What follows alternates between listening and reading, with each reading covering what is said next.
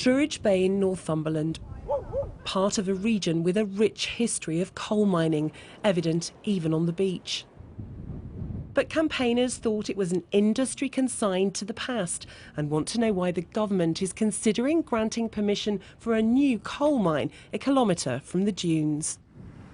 This has been a long fight.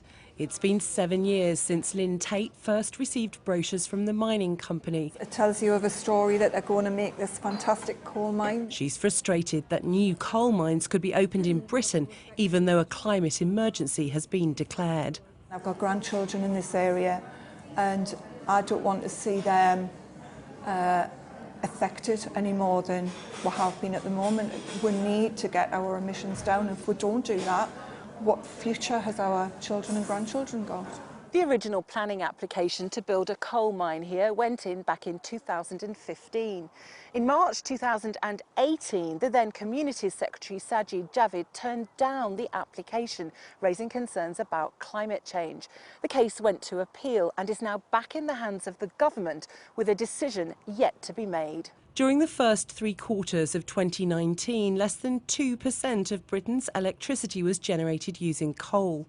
The government plans to phase out coal-fired power stations by 2025. There is still a domestic demand for coal in industries such as steel, cement and even heritage railways. In 2018, Britain imported just over 10 million tonnes of coal, which accounted for 80% of the country's coal usage. Nearly half came from Russia. Coal is also imported from America, Australia and Colombia. The company which wants to open the mine already runs a number of sites, including nearby Shotton. Coal is the most carbon-intensive fossil fuel you can burn, but Banks Mining argues if Britain is using coal, it's better to use local coal. However, Banks refuses to guarantee it won't export any of what it digs up. Isn't the reality of the situation that you desperately need to dig out what coal you can before the government gets its strategy together to make Britain carbon neutral by 2050? We agree that the government are moving towards carbon neutral by 2050 and we're part of that transition. We believe that entirely. But at this present time and for the next few years at least, we are looking at a need of 5 to 6 million tonnes of coal in the UK.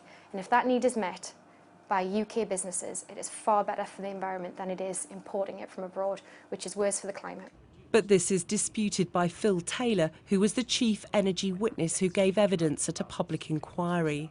If we don't open Druridge Bay coal mine, then we're not adding additional emissions from coal. So at some point you've got to stop opening coal mines and keep it in the ground. The government, if it really is declaring a climate emergency and really wants to hit net zero by 2050 or earlier, have to say no to a commercial project that is in direct conflict with dealing with climate change. Campaigners in Druridge Bay say they've waited long enough for the government to decide how coal will factor in its policies to tackle climate change.